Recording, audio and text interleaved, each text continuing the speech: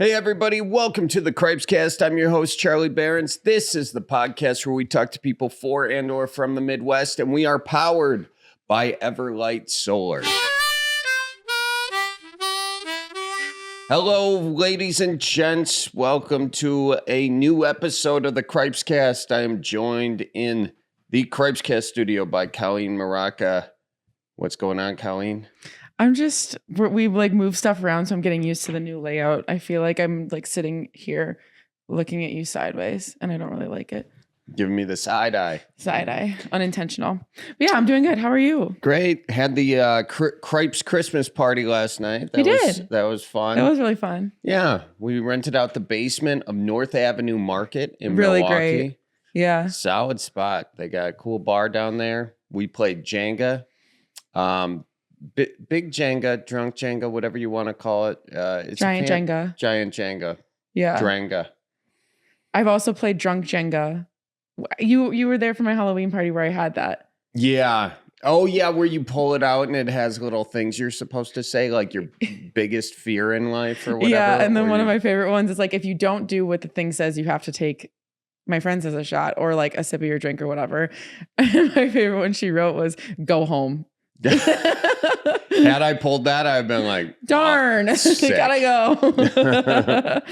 But yeah, so we had Giant Jenga and we did Christmas and our holiday party, and it was really nice. Yeah, it was a fun time. So folks, this week on the podcast, I've got basically a behind the scenes look for you.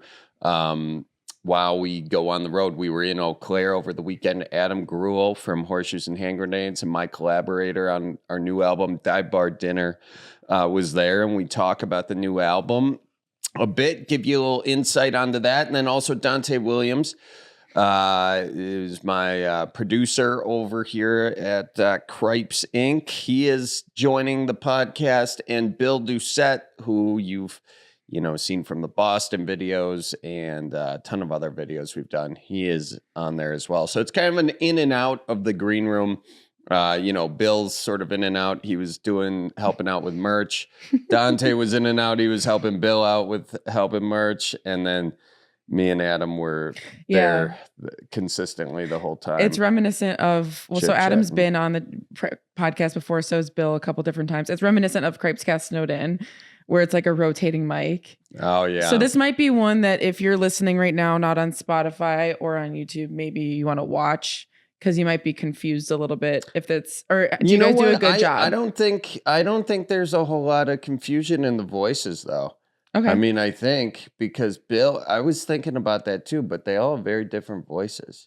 It was funny last night, Dante was talking crap to Anya, pulling a piece or whatever. And she goes, shut up, Charlie. So you and that's where I'm you and Dante might have a little bit of maybe me and Dante do sound similar. In some ways. But yeah, so I'm just saying that would have been a fun way to push the video podcast. But if you don't want to, that's fine. Oh, I like how you're pushing the video podcast. It's just an idea. That's very good producing skills on that, Kelly, and that was really good. Anyway, but yeah, so you guys had the shows in Eau Claire, and then you have a little bit of a break. Yeah, got a little break, and then new tour dates next year coming up. Yep. So, if you're looking to get someone some for Christmas, just get some tickets or whatever. By the time this comes out, it's probably too late for you to buy a gift that'll ship on time. Yeah. So what we recommend is just getting tickets to Charlie Behrens. What we recommend. Yeah. 9 out of 10 doctors also agree. Nothing says I love you like I just Googled this present. So, yeah, it's fine. Yeah, let's rock and roll. Yeah. If you want to get those tickets, just check out cripescast.com, click on the tour section. And if you want to know what life is like backstage, here is my conversation with Dante Williams, Bill Deucette, and Adam Greuel. Hey folks, welcome to another edition of the Cripescast. Today, you are joining us in the green room in Eau Claire, Wisconsin. We've got a couple shows this weekend at the Pablo Center, and I am joined this week by you're getting the behind the scenes look at what goes on tour. I've got to my left, Bill Deucette. Billy Deuce, you've seen him in a lot of my videos. Our videos, yep. A lot of great collabs from the Robert De Niro to the Boston guy in Wisconsin. Yep. We'll get to more deeper questions on that in a second. But Bill, any first thoughts for the audience here? No, not too much to say. We're here in Eau Claire, Wisconsin. Eau Claire, yeah. Which is nice. Yeah. Nice area. It is a nice area. Great green room here. Yeah, it is. You're drinking yourself. We don't have Liney's up here somehow, but they stock the coolers with Coors Light. Coors. Which is in the Molson Coors family. So, yeah, it's all good. Anyway, I'll keep going around the horn here. We've got Adam Greuel.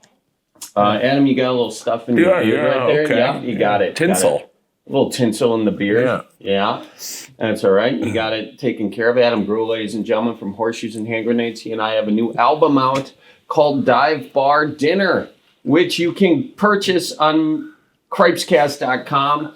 And it's a real humdinger.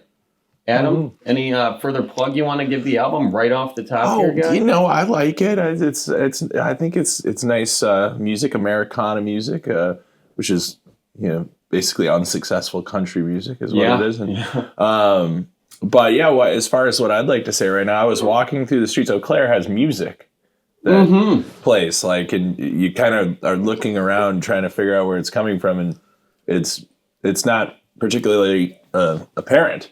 But I just heard Dominic the donkey, the Italian Christmas donkey. And I was like, man, that made me smile for sure. But also, what the hell is going on with that song? I honestly, this might be my first interaction with that song. Dominic the donkey. Right now, this is my second interaction. The Italian Christmas donkey. I mean, it's fantastic, but I am not familiar with Dominic the donkey at all. I don't know. You gotta look some. I kind of think this might be like Italian Rudolph.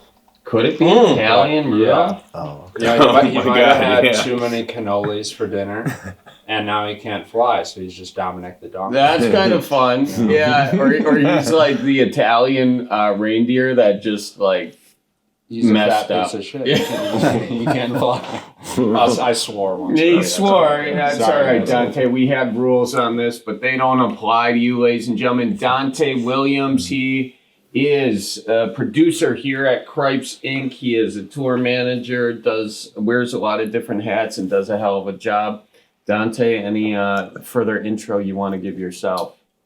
I feel like it should have been longer. I was expecting a longer intro for the amount of stuff I do for you. Amount of shit you do for me? Yeah.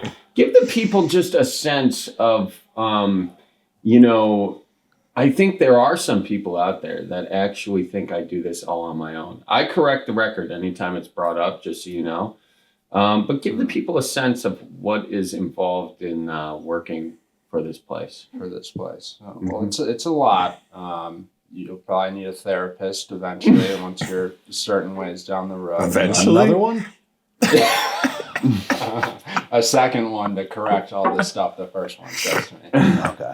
But no, Charlie doesn't do a lot of this by himself. We have a great team. There's 4 of us. Well, there's more than that. There's Dante, there's Colleen, there's Hannah, John, Molly, myself, so 6 total. 6, okay. Cool, thanks guys. Math was never appreciate my it. strong suit. Bill. Yeah, well, I've always known we weren't totally part of the team in any way. Yeah. What's that? I never felt like I was really part of the team, and now it's clarified it. Yeah. We're going strictly off go to the bar. The W2s. You know what, guys? Don't go to the bar. No, I saw there's so many cool little dive bars I just noticed too in town. I'd like to stop at every one of them after hearing what you just said. Oh my gosh. All right, let me Merry Christmas, everybody. Let me clarify. Cripes Inc. is the company under which there are 6 people working there. Bill is kind of his own entity doing his own social channels, and Adam is his own entity doing his own social channels. So, but you guys are very much so part of this podcast. So, It's kind of the step kids. Can I plug one of my channels real quick? Yeah, Bill, go ahead. Plug your channel. Check me out on OnlyFans, Billy Deuce 86. Got some cool stuff coming out this week.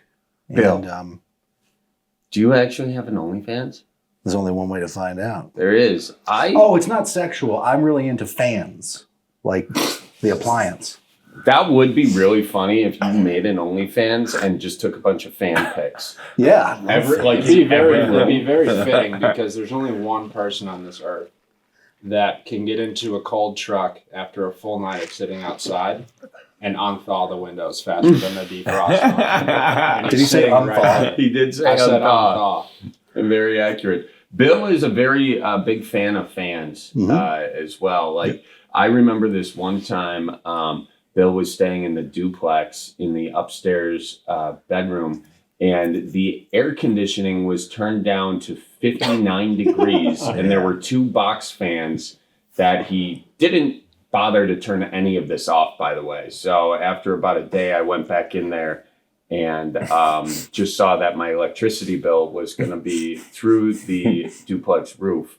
Well, you got solar panels on that roof, though, so it's pretty much free. Now I do have solar panels, but back then it was just the old-fashioned Wisconsin energy. It's hard to be a hot guy, Bill. It is. You know, and we were in here earlier, and we were all in like our winter puffy coats. And, you know, we had literally just said, Bill was visibly literally just said it was super cold in the green room. And Billy walks in, he's like, God, it's hotter than hell in here. Yeah, well, you know. He gets offended when you tell him that it's cold in a place that he's sweating. But it offsets my impact on climate change because I don't need to use heat at all. My heat's not been on yet at my apartment. Really? There might be a pipe. There might be a pipe issue down the road.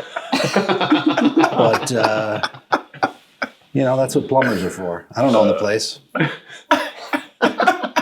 They can't prove it was off. I'll turn it on before the landlord comes over.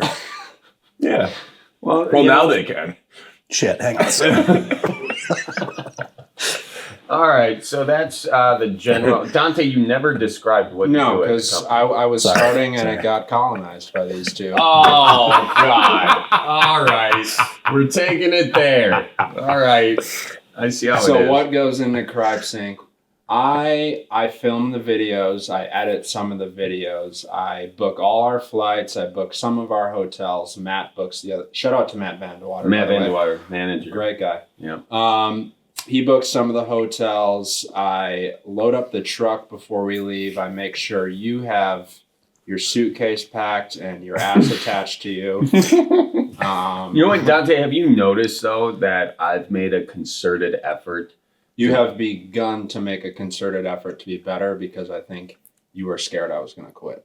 Oh. Wow, he does see me. God, you know. I see right there. Today, Charlie was on time. He was on time today. On time. Yeah, very on Big time. Things are happening. That's what they call him, old on-time Charlie, old on-time Chuckles. I am starting a new leaf because I feel like I have... You're starting a new leaf. A new leaf. Yeah, no, here's the deal. Here's why I'm always late. Aside for the fact that I probably have ADD. But the reason I'm always late is growing up in a big family, you are just always late, period. For everything. Yeah. And the reason is because everyone gives you the benefit of the doubt, I think. And also because it's just everything's chaotic. So when everything's chaotic, time means nothing. Yeah. And then that just translates into adulthood. So look at me taking my problem, my personal issue, and I'm just blaming it on something else. But now I've started to take responsibility for it. And I think this is very healthy. It's funny you mention it. It's funny you mention it because there's some sort of flow to chaos. You know, like when things start like kind of unraveling in your existence, the worst thing that you can do is somehow go against it and pull away from it. You almost have to swim through your life's fuckery. Do you take mushrooms today? No. Wait, you know what I'm saying? Does it make sense? It does make sense. Yes. No, it makes sense. And I feel like you, as a musician, touring around, whatever, you're always in sort of a state of some sort of chaos. And it's the same with music itself. Like, you know, obviously the projects that I'm in, we do more jamming. And you can't go against the flow of where a jam's going or it doesn't work. And it becomes apparent. It makes the music less good, less compelling. Mm-hmm. Such a thing for life, though, too. I mean, like this week, super shitty, and I was resisting it. And then I was like, you know what? yeah, let's let it be shitty. Let's just ride through this. And then the next thing you know, it's fine. It's such an important thing. And yeah, I guess, come to think of it, I may have had a cap or two. let it be shitty. What got you from the place of going against it to leaning into it and embracing it? Oh, good question. Yeah, so I mean, I think just the feeling of like, do you know in I think it's Fantasia, that Disney movie Fantasia, where the plates in the house are multiplying? The mushroom argument is getting stronger. The plates are multiplying and multiplying. It becomes chaotic and chaotic. Well, I feel like the more you resist the natural flow of things, the more life's plates multiply and multiply. Like, I think there's a Simpsons or something where he keeps opening the beer fridge and the beers keep multiplying. And then the next thing he knows, he's getting pushed out of the house by the beers multiplying. Well, similar in Fantasia, when Mickey Mouse is chopping up the broom and the broom keeps multiplying. It's a thing in that movie. It's a recurring, what do you call it in music? When, like a symphony when it recurs? What's that called? Coda? Coda? I don't know. Is it a coda? Oh, or the refrain. The theme repeats. Yeah. You know, what's that called? I forget. Musicians? Refrain, I believe. Is it the refrain? Yes. All right. So it's a common refrain in life. Yeah. So your solution to it is to just sort of surrender to it. Surrender to the chaos. Like, okay, this is how this is going. And this is okay. Sometimes life does this. And then the next thing you know, you're through it, you know? Mm-hmm. Yeah. It's my week lesson. Yeah. Well, that's very good. I think all the kids at home are really taking heart to that. And knowing that you don't have to take a cap to get to where you are. You just listen to Adam, who's come out the other side of it. Yeah. Yeah. That's good. Yeah. Very good. Adam, can we discuss our new album? That's a topic of conversation we want to get out there. For those of you who don't know, Adam, Greuel, and I, we have a group called Barons and Greuel, and we had one album come out in 2020 called Unthawed. This is our second album called Dive Bar Dinner. And what was that process like working with Charlie on that? Well, I feel like, our idea, when we became buddies and also wanted to do some work together, our idea was that you kind of teach me comedy stuff and I kind of teach you music stuff. Mm-hmm. And it's crazy to see how that's developed through the years because, working on Unthawed, the album from 2020, you were just literally learning like cadence with vocals and like things like tempo, and of course, pitch slowly comes along too. So it was interesting. Slowly is the key word. For everybody though, for, me and Billy too, Billy's a great musician and it didn't just come out of thin air, you really had to grind through it to kind of get an understanding of it. So anyhow, I've seen, this last album, Dive Bar Dinner, it was pretty easy, I'd say, getting the vocals. Like in a lot of ways it was fun, which is the place you want to get to. Like, for me now doing a little bit of stand up, I'm finally getting to the place where I feel like excited to do it, not like terrified to walk on stage, Yeah. And that's what you want, that's what makes it fun. That's where the joy, comes from. And I'll say this, it's been really cool watching you develop your stand up and actually Bill watching your stand-up develop over the past couple of years too. Like it's cool to see you guys grow on stage. And I know I'm always like offside stage. Like as soon as you walk off, I'm like, all right, so here's what we're doing, which probably isn't helpful. No, I think it is. I think it is. But here's my question for you, Adam. If I were to say you are as good at comedy as I am at singing, would you be offended? No. I'd feel good about that. Nice. I really would. We were talking about this on the ride here, and we were debating whether or not you were going to get pissed off. No. What I wanted to do is come in and, Adam, you know what? I really like your comedy. I think you're almost as good at comedy as I am at singing. And then I wanted to walk out of the room and just have these guys tell me how you reacted to that. I wanted Adam's comeback to be, and I didn't even spend $1,000 on singing lessons. I did. By the way, shout out to Dot Tobman, my vocal coach, who has stuck with me despite my on and off practicing. That's really what it is. I don't practice. Can you sing me a C? A C? Let's just give it a shot. See what comes out. Hang on. Let me see.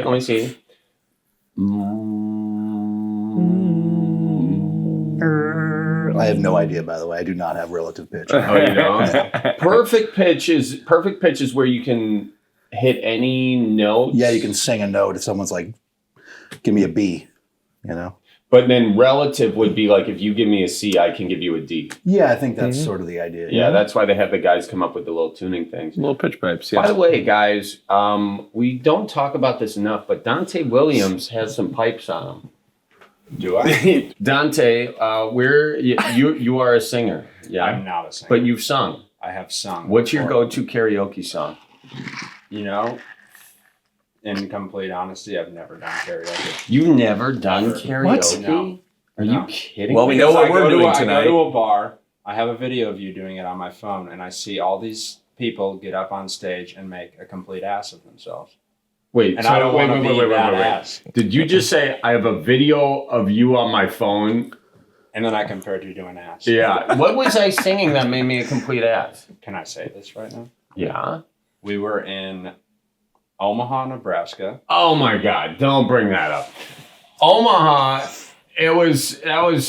I abandoned the song immediately and just went straight for the comedic element of it. So I wasn't even. But there were a lot of people in that bar who had no idea who you were. Oh, I know. Well, what's okay? Tell us the Omaha story. We're in Omaha, Nebraska. We go to a bar after the show. Mm-hmm. You got drug up on stage by a fan at that bar to sing karaoke. I don't remember the song. I could pull my phone out and find the video. It was some duet. I think it was that Kid I Got Rock. You, Babe? Oh. No, it was the Kid Rock. Shout out to Kid Rock for wearing that hat in a picture that I have on my phone. Oh, the was fish it like chickens? I put your picture away. Yeah, it was that one. Oh, okay. Kid Rock's a weird dude. Yeah. Mm-hmm. I'm not. I don't have a lot. Kid Rock. Yeah, he reminds me a lot of you. Don't compare me to Kid Rock. Kid Rock peaked in Joe Dirt. Yeah, that. It was all downhill. He's a little crazy. Despite it, he and Sheryl Crow had this song "Picture." Okay, and yeah, that's a nice song. Adam's already going to get another drink. So anyway, I went up there, and then I was. You know what happens to me? Here's the short story. I went up, I didn't hit the first note, and then I abandoned all interest in actually singing the song, and I made a very Wisconsin guy doing a duet and turned it into half a stand-up set. Do you remember when we tried to do the Violent Femmes song at Big Top Chautauqua? Do you remember that? Yeah, I do. Yeah, that was very embarrassing. It didn't go. It didn't go because here's the thing for music, basically what I'm learning and is that it's similar to comedy and similar to acting in that you have to be in this mental space of like being in the moment and not in your head and also like on key and all of that sort of stuff. But it's like it's a mental space you have to be in and also you have to have the practice and all that, which I have a very shaky structure. You know, I have a very shaky foundation from basically not practicing, you know? And so what happens though is like, if you're in your head about like, oh, I don't think I'm going to be able to hit this note. And it's basically that. It's being in terrible. Your head. It's a terrible thing. I know what you mean. But it's something I fought through with comedy in the early days of doing comedy. And then you learn how to bomb and you get comfortable doing that. And so I think like it's the same thing with music. And I'm just learning how to relate music to like what I know about comedy. And it's like a slow, meticulous process. And consequently, I've had a lot of bombs, as you will. Well, ditto. I mean, one thing that comes to mind is both of those are some sort of Zen flow thing. And, you know, it's interesting you bring this up because I noticed this several times this weekend on stage where I caught myself leaving the Zen place.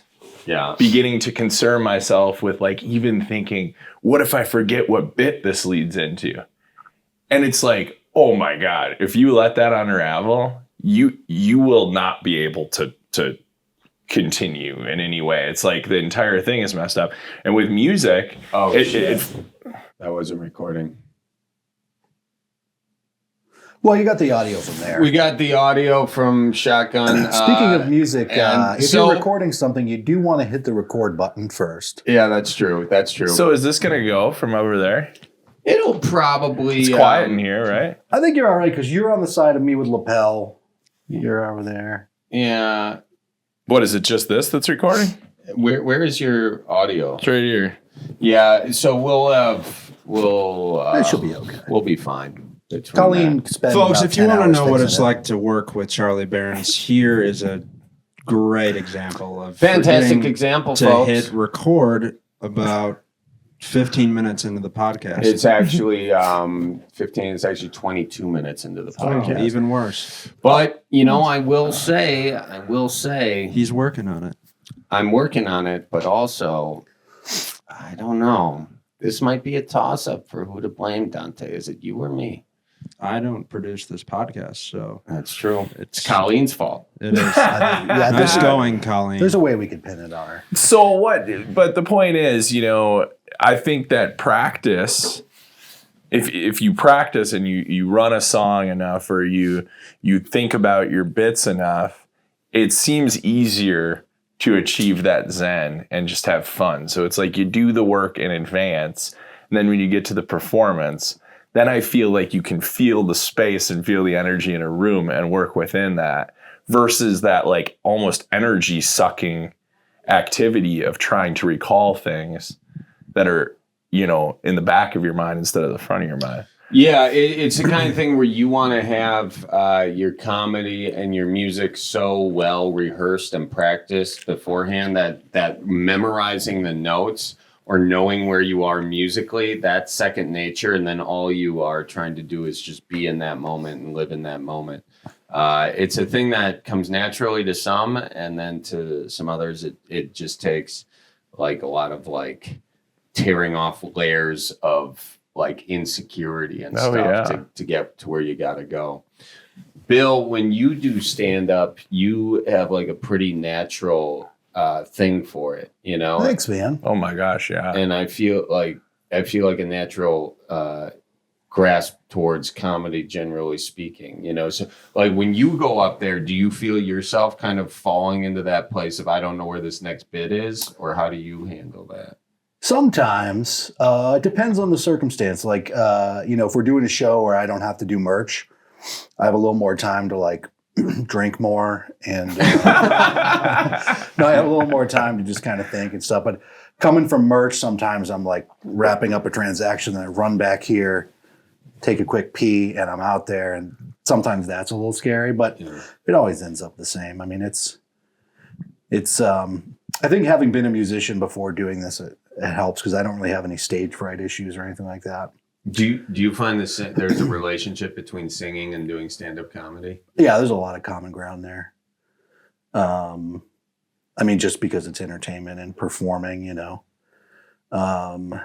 What's more scary to you, Bill? That situation you just described of having to run out on stage with no preparation, or us taking you to a packed bar?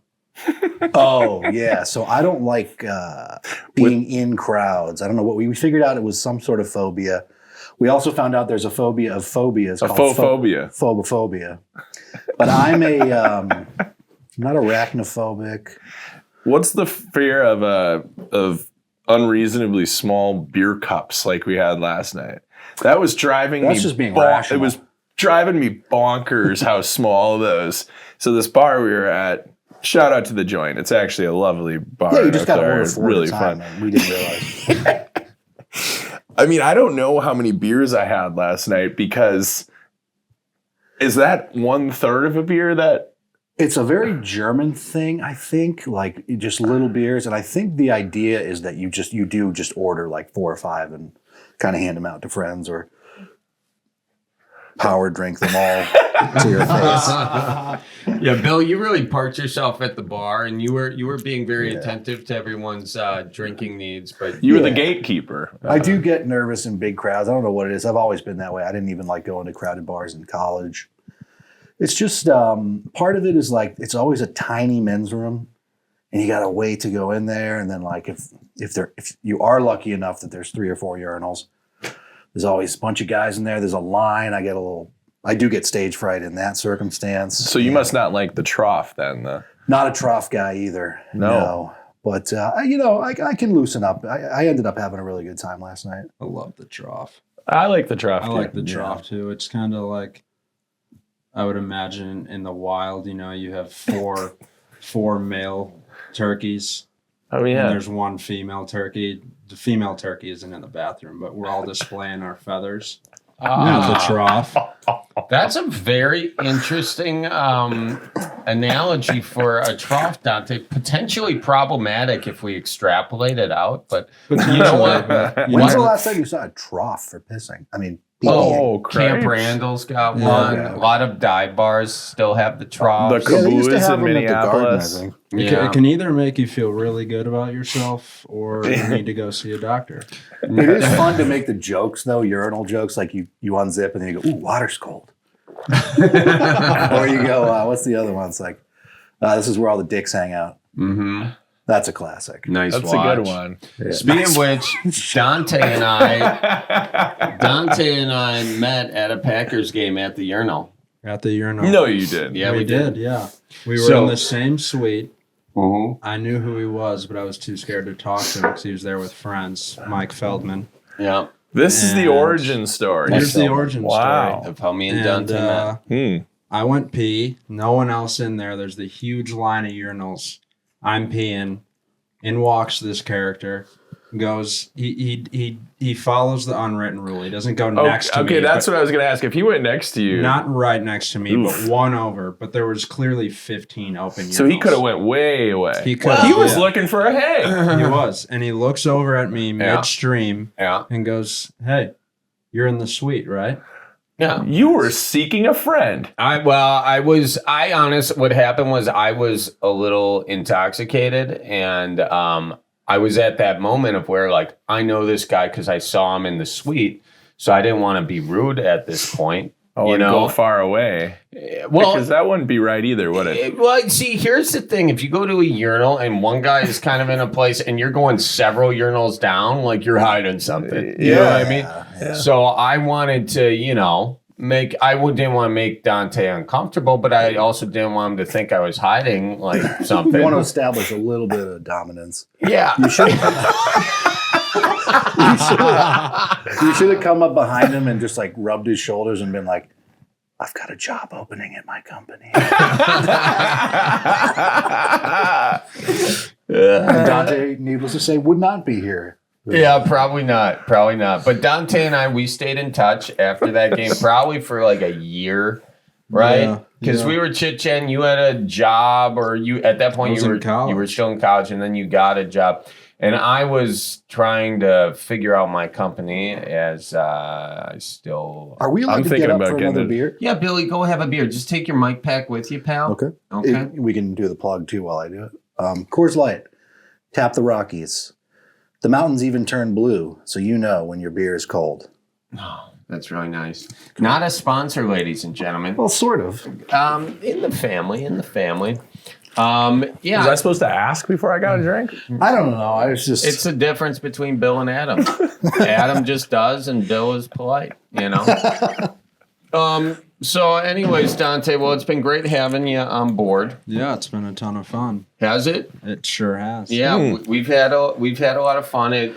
We better have some fun to balance out the chaos of the deal. Yeah. And so that's good. And it's been a pleasure having you on. I'm impressed, Dante, because you came from a business background, and that's initially why I was talking to you on it. Because business stuff has always been, I'm a space cadet. So, but it's been nice bringing you on because you bring that business expertise, but then also you've just got a good attitude and like all the stuff of like shooting you learned editing you learned, and you become really great at it. So Dante is, if I may be so bold as to praise Dante for a moment, Dante is very organized, very punctual, and mature. You're 26? I'm 26. 26. I'm 27. And like, I still feel like he's way more mature than me. 37. I'll be 37 tomorrow. Happy early birthday, happy early birthday, Billy boy. And happy birthday to Keith Richards, Christina Aguilera, and Katie Holmes as well tomorrow. Nice. You have the same birthday as Keith Richards? Yeah. Bunch of other people too. It's weird. I have the same I think birthday people as were Matt getting LaFleur. busy in March because there's a lot of babies born around December and stuff. Springtime. Yeah. Yeah, it's that first hit of nice air. But he is extremely essential and does a lot of stuff. And our age difference should be the other way around. He should be looking to me for advice, but sometimes I find myself asking Dante, what do I do in this situation? I also would not trust anybody else to drive the vehicle, not even myself. Well, this is No really offense to lovely, you. guys. This is this is great. Merry Christmas, everybody. Merry Christmas. Merry Christmas. Oh, come all ye faithful, joyful and triumphant. Oh, come ye, oh, come ye to This is very fitting because we have He doesn't know the four words. Catholic schoolboys right here. 4 Catholic schoolboys. Oh, we're all Catholic. Yeah. That's a good one. What's All the right. worst thing you ever did there? My favorite question is, what's the worst thing you've ever confessed? Oh, Are we doing great. this right Yeah. now? Remember the Oh, story mine's I told pretty you? gross. Everyone's is gonna be gross. You're all gonna Can I say that on here? how you were with yeah, sure. I don't Self-abuse. care. Blowing steam. Yeah, you. Dante So- was all right. I'll let you tell us. So yeah, we my school, we had a church right next door. We went to church every week, and we'd go to confession once every. How often do you do that? I don't know. Depends We on all still go your on sins. Sundays, but we're just so busy we forget these things. Yeah. But I went over and I was kind of scared to admit this, but we had this really cool priest, Father Ed, and I go into the confession and I'm like, Father Ed, I've bless me for I've sinned. I've been doing a little what's the appropriate word? to use here? Self-exploration? I've been doing some self-exploration. Mine's self-exploration related too. with primarily my right hand. You said And that? I, that's what I confessed. I confessed He to confessed. blowing off steam with one of my hands. And he said, I think this is a direct quote. He's like, we all got to blow off steam somehow. One Our Father. And I walked out of there. I felt like Barack Obama. I just won the presidency. Wow. I was like, this guy is a gangster. No, that was right of him to do because we shouldn't shame that kind of thing. I got way worse for What that. happened to you? What did he do? Well, guys, this is now. Initially, I wasn't sure if I should say it, and it does take it. It's just a little worse, I This think. is the But Cripescast confessional. okay, yeah. So, I went to a church that was in the convent, and right at that age where you start, probably what you're talking about. Britney Spears video came out. TRL. That's right. Yep. That's right. Yeah. And Backstreet- I got a little. What did you say? He said Backstreet's. Well, things got a little. I got a narb in church. You got a what? A You don't know narb. about the NARB? The NARB? It's an acronym. It's a no apparent reason boner. Oh, I didn't know those had. I didn't. Dude, how am I this many years old? I've never heard. And about you get it. them every time you kneel in church. It's just a thing that happens. Kneeling. I no. get him at the sitting in class. At the Yeah, desk. the narb, man. I got a narb, man, in church, and I remember that there's like one of those stalls down in a certain set of bathrooms. Oh no! Oh no! You did not. Yeah, man. Yeah, I did. I was young. I mean, don't look at me like You're going to hell. I dude. confessed it. So, All right. so remember, once you confess it, you're It's over. Yeah. Yeah. It doesn't, What was doesn't help. your penance though? I think it was the same priest whose service I had left to go blow off some steam. Oh, did you do it during the homily? I may have. You didn't. You weren't the guy presenting the gift, were you?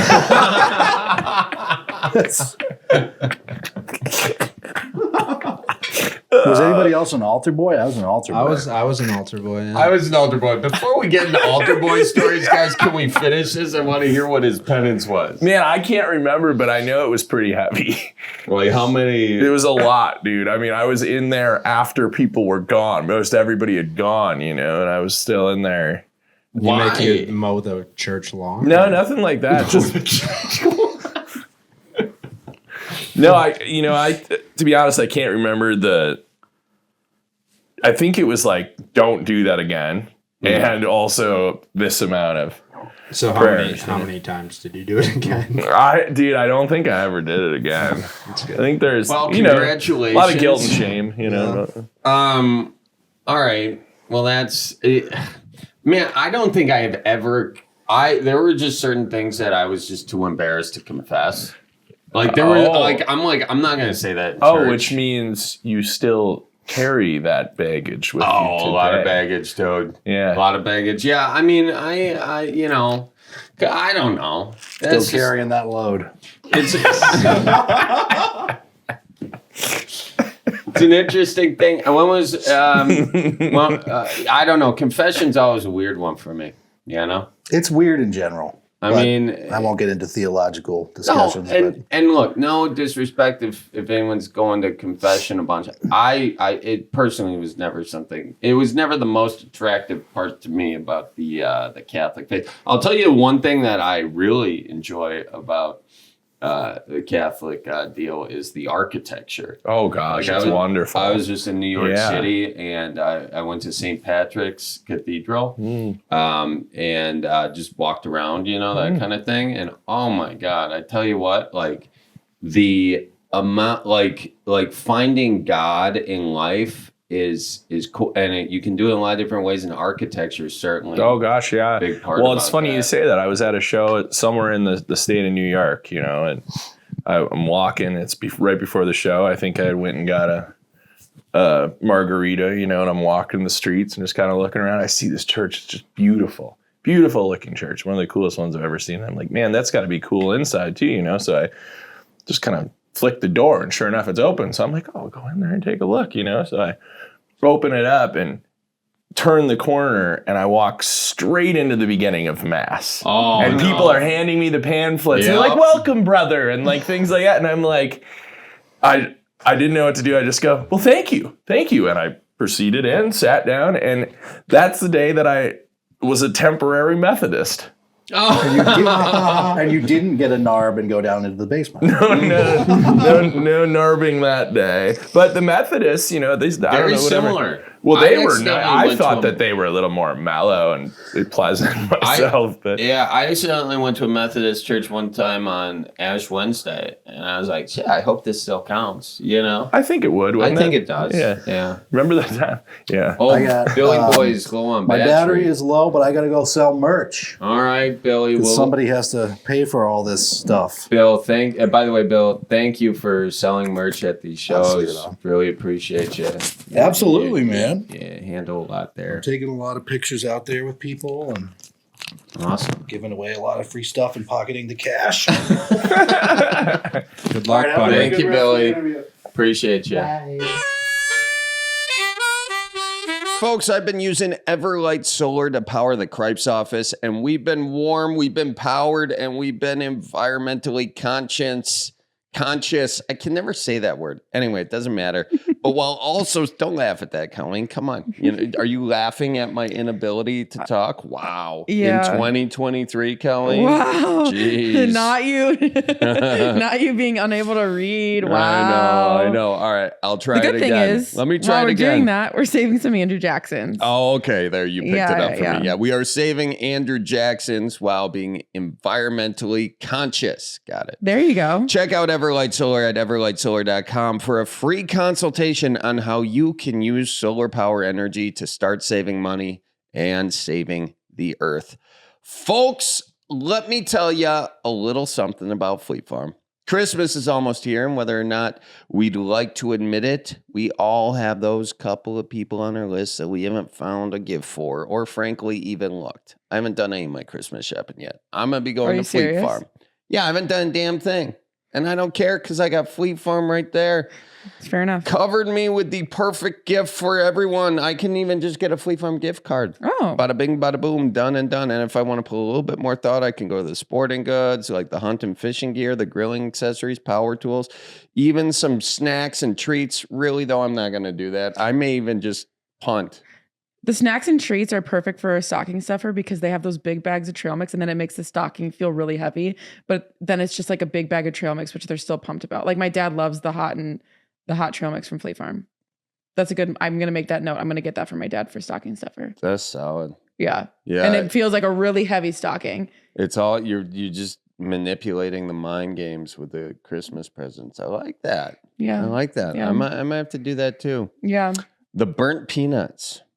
Which, don't say it 10 times fast, but burnt peanuts. Burnt peanuts. Now you're going to get that for your dad. I will. Check them out, fleetfarm.com. Or you can get the e-gift cards. If you're like, you show up to a party and you're like, shoot, I forgot a present. Just get an e-gift card from Fleet Farm. They love it. So Christmas is coming, but you don't need to stress. Fleet Farm has you covered with the best gifts, even for the hard to shop for folks on your list. And speaking of last minute gifts, folks, we have a ton of merch and all that sort of stuff on manitowoc.com. But things that would be ready this week for Christmas, you can click on the merch section. You can get tickets for the tour dates that we have next year. You can do, Colleen, what else can they do? Patreon? Yeah, you can do a Patreon subscription. So if you know someone's like a really diehard Charlie Barron's fan, buy their subscription for the year. It's $5 a month. So 5 times 12 is 60. That's like a decent gift for someone you kind of like. And then you can get them a subscription to Charlie Barron's, and they get to all the exclusive content that you wouldn't get anywhere else in the world. Anywhere else. Only on Patreon. A lot of behind the scenes stuff. A lot of deleted scenes, extended cuts, early access to tour dates. The whole deal, folks. It's up there for you. Yep. Check it out. All right, let's get back to the podcast.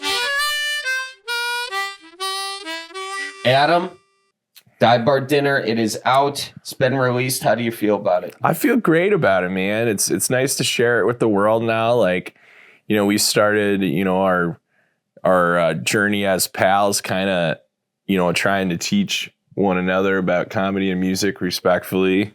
And, in 2020, when we kicked it off, you were like real green with the music creation, with the stuff like, singing in tempo and, things that people just get better at over time.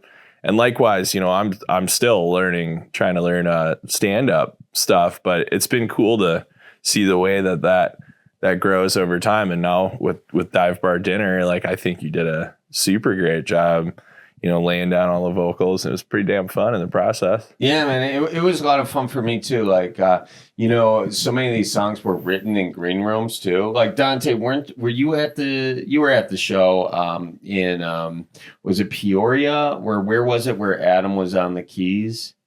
Yeah. Did you do that show, Peoria? When was this? This was it was a Don show. It might have been a Don show, and I think it might have been Rockford. Was it Rockford? Were you? There was a street party outside. There was a street party outside.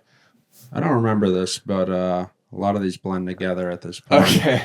Well, for the folks at home, basically there was a piano in the green room. Adam just started playing like this ballad, and he was like dun dun dun dun dun. Dun, dun, dun, dun, Yeah. dun, dun, dun. And that was sort of the basis. And then I pulled out my phone, I recorded that.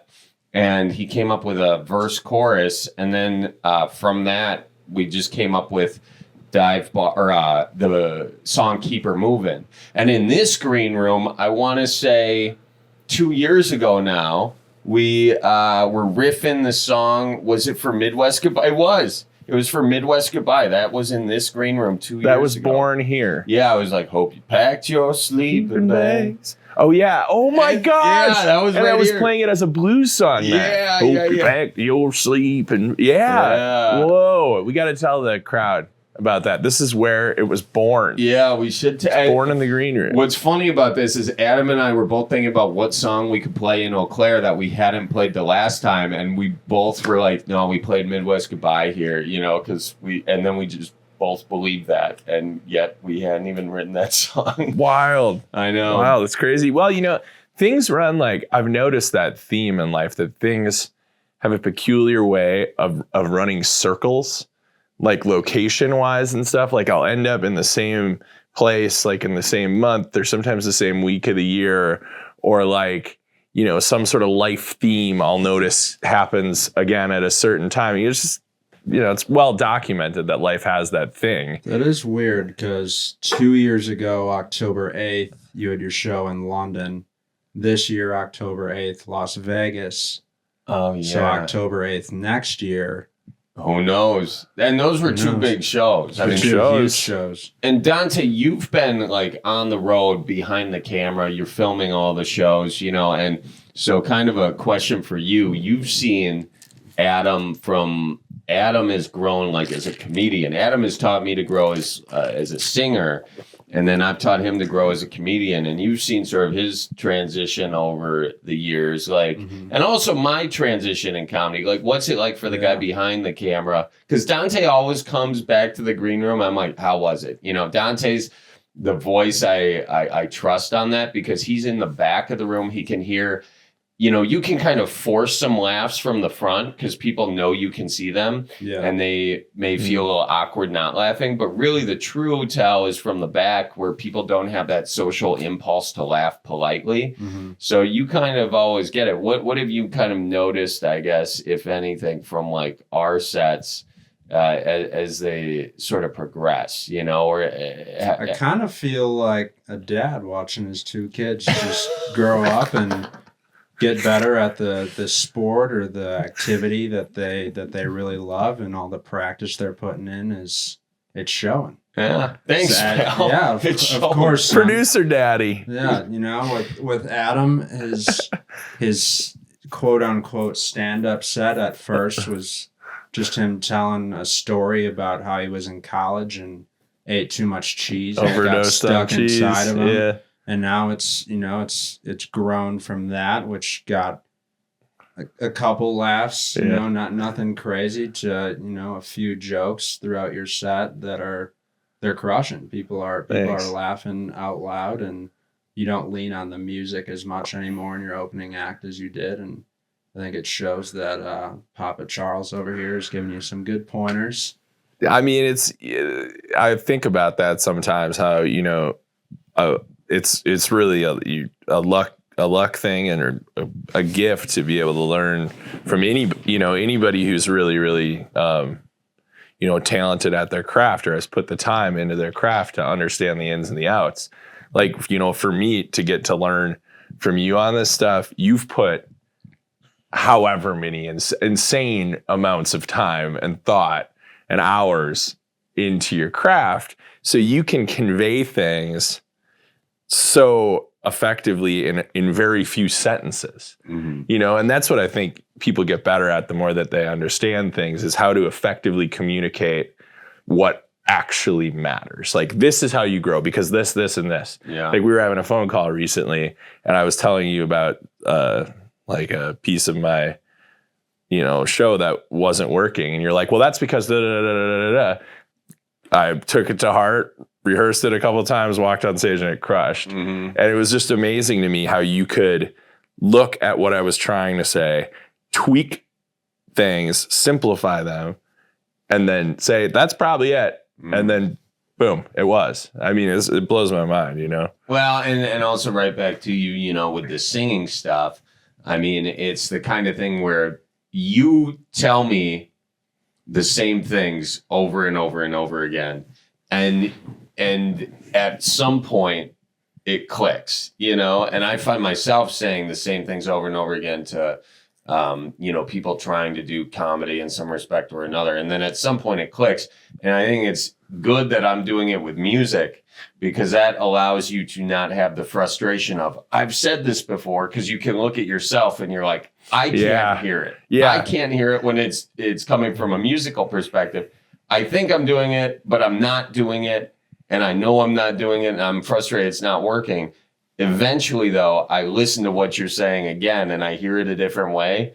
And so it's almost a humbling thing because like the human mind is hearing things, but it's hearing things from just the perspective you've allowed yourself to have. Right. And so the more you get told it, the more it slowly opens up a little bit. And that's helped me over time with singing, coming from you, coming from Dot Todman, who's my voice coach, who's also been on the podcast. You guys should check that out.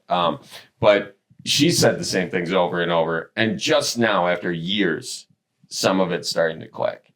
And so it just kind of keeps you humble in this. Well, and it's even, even with respect to the trades that, you and I are each focused on, for me and singing and music, I know that in the last 2 years of my life, I've been doing this since I was 12, performing out. I know that in the last 2 years, several boxes, crucial boxes of whether it's singing and how I can effectively do that or performance, many crucial boxes have opened in the last 2 years of my life. And at this point, I'm, almost, over 20 years into it. Mm-hmm. And it's like, wow, you start to get an understanding why there's these legends, somebody like Leonard Cohen, or Bob Weir, the Rolling Stones, they're just announced they're going to do another US tour. It makes you understand how those people are so incredibly talented, despite being pretty old. Like they don't have the energy, but they have an incredible amounts of wisdom and tools in their toolbox to be able to effectively do their trade. Yeah. It's wild to think about. Yeah. I mean, the time is definitely a real gift in all of that. And to kind of wrap up the album thing and to let people know about, we've got, a lot of fun songs on there. There's some comedy on it. It's kind of like half comedy and just half songs that, we really just enjoyed. So there's some like sweet songs on it. There's some funny songs. I am partial to the Keep Her Moving song just because that's been like, a part of like my brand for a while. And, but that one's not even really a funny song. It's just a song about like, honestly, like missing home when you're on the road all the time. Or we've got the song Get to Where You're Going, which is a really cool. That was written in Duluth and the Green Room in Duluth. Yeah, so many. We should have just called this album The Green Room because we wrote all these songs in the Green Room. But that's kind of the fun thing about being on the road. Like you're in these green rooms. Right now we're shooting this during a break between two shows that we have. And that's just where like you're kind of bored and we got a guitar around, we just mess around with it and it's fun to see where that creativity goes. And I thought that was cool, Chuck, that certainly people may expect a purely like musical comedy type record from you for obvious reasons. But I think what happened with us was partially because of the willingness for us both to kind of go with a certain flow that occurs. We found that in writing, that process took us to a broad spectrum of places. Mm-hmm. Like I think that in our heads, both of us were like, okay, let's write funny songs.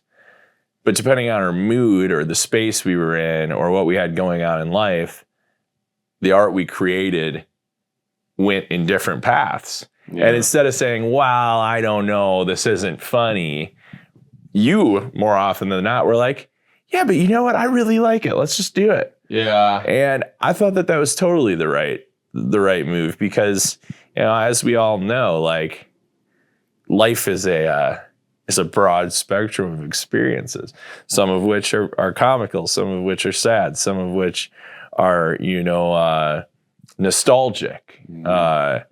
And so I liked that with this record. I feel like Dive Bar Dinner is a good expression of what it is to be human.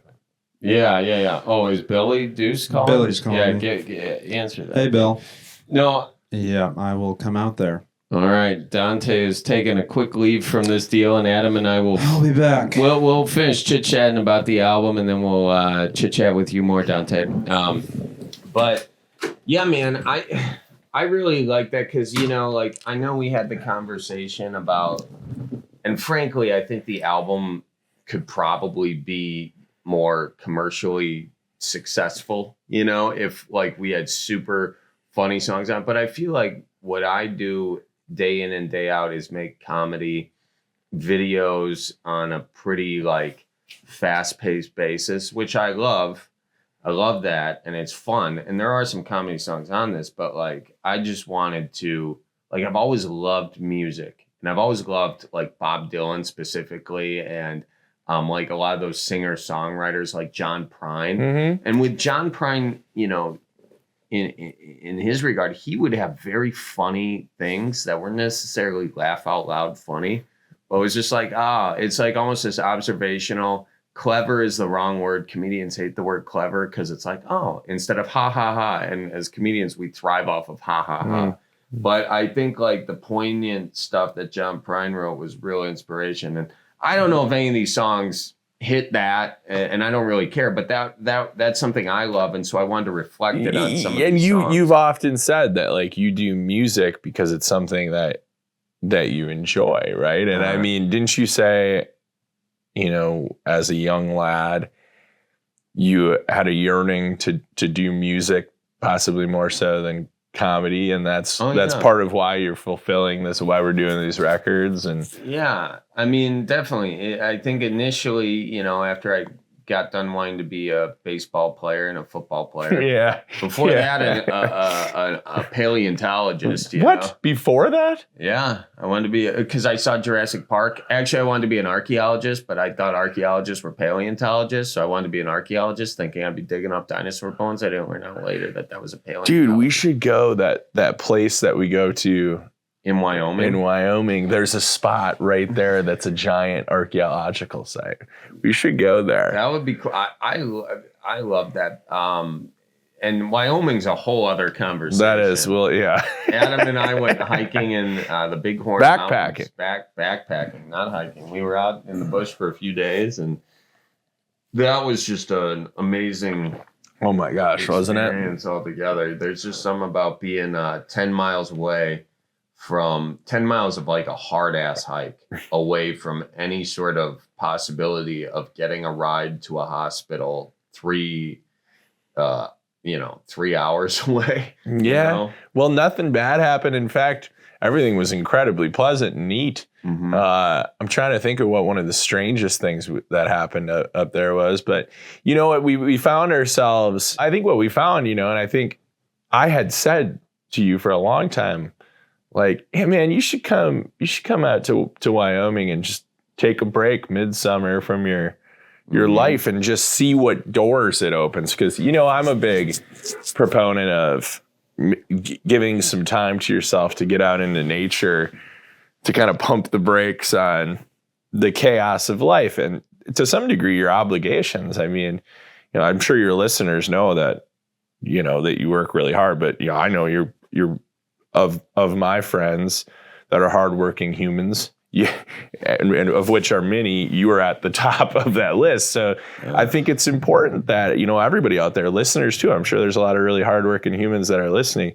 Man, take that break and get out, maybe turn off your cell phone for a couple days and do a hike with a buddy and laugh about rock formations and, you know, try to catch some golden trout. And, you know, it's a fun thing to get to do that. It's also just really healthy for you, you know? Yeah, I mean, it really was. And, you know, I was supposed to go out a couple years ago. I was writing that book and I ended up having to cancel because I had to rewrite that book in a matter of that week.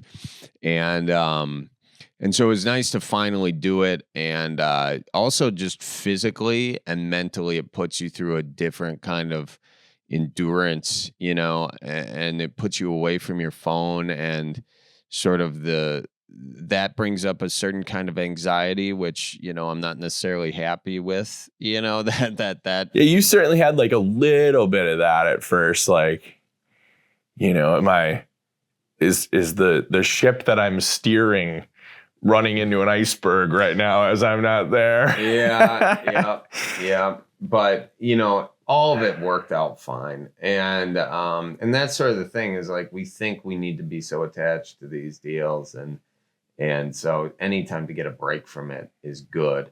And to kind of back up from that for a second, just to finish this sort of album conversation, is just like, it's been a real joy to like learn music and have the opportunity to learn it with you and have you guide me along with it. And so I appreciate that, man. Thank you. Well, likewise, man, it's a two-way street. And, you know, people are always asking like, you know, well, what's it like working with Charlie?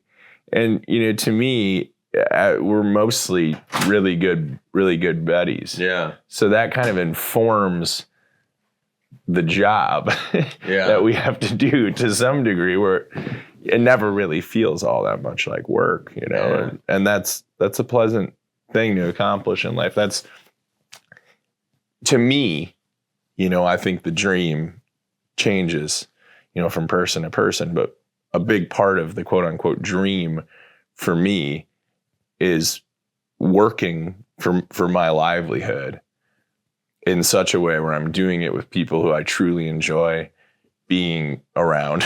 Yeah. Doing something I truly enjoy doing. If you can somehow figure out how to accomplish that, I don't know what better quote unquote dream there is. No. Right? I mean, in a lot of respects, not to be cliche, we are already living said dream. Damn right. So it's cool, man. Dive Bar Dinner, folks. You can get it. Cripescast.com. Click on the merch section.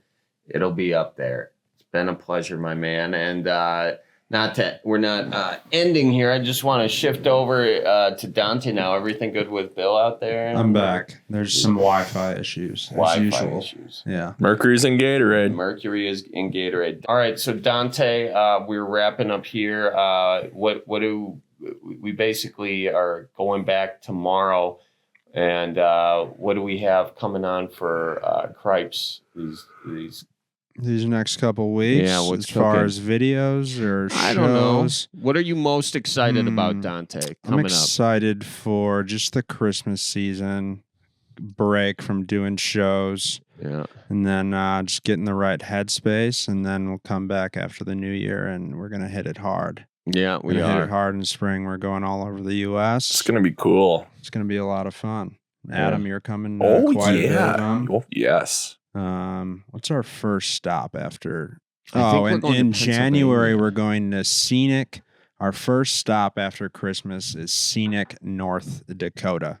Scenic, North Dakota. Yeah, Grand Forks. And then we're going to go to Fargo and hang out with Miles, the You Betcha guy. Mm-hmm. Wow. Do 4 shows in Fargo. Oh. And then where are we going from there? Go to Dempsey's Pub. Dempsey's? I've been to Dempsey's. I like whacking beers at Dempsey's. I like whacking beers at Dempsey's. Adam is always about whacking the beers, you know, any sort of thing. Should we whack a beer and talk about the album? Let's go, you know, let's decompress. We'll whack a couple beers, maybe go fishing, you know. It'll be fun, Dante. We got a lot of cool things, and we were just in New York. That was a good time. It was mostly a good time. Dante has this thing in London and New York somehow. London was just, I got sick in London. Oh. Not from food. That one time we were with Dustin out in Spokane. Shout out Dustin Nickerson. Shout out to Dustin Nickerson. Check him out. He's a great comedian. Opens for Taylor Tomlinson. I took a walk that night after our show to this Mexican restaurant. There were some sketchy subjects in this restaurant late at night. And I ordered a burrito. Mm-hmm. Seemed safe. Few bites in, immediately just started sweating. Oh. Run to my bathroom. All of it comes out. Oh. All of it. Oh. I was this close from calling you to take me to the ER. No. Because I felt so shitty. Oh, yeah. And that's what happened in New York. The day of your show on last Sunday, I went to Chinatown that morning because I wanted to experience New York City, Chinatown. Mm-hmm. Ate at a restaurant. The food was great. And my stomach hurt about 5 minutes after I left that restaurant. Oh, and boy.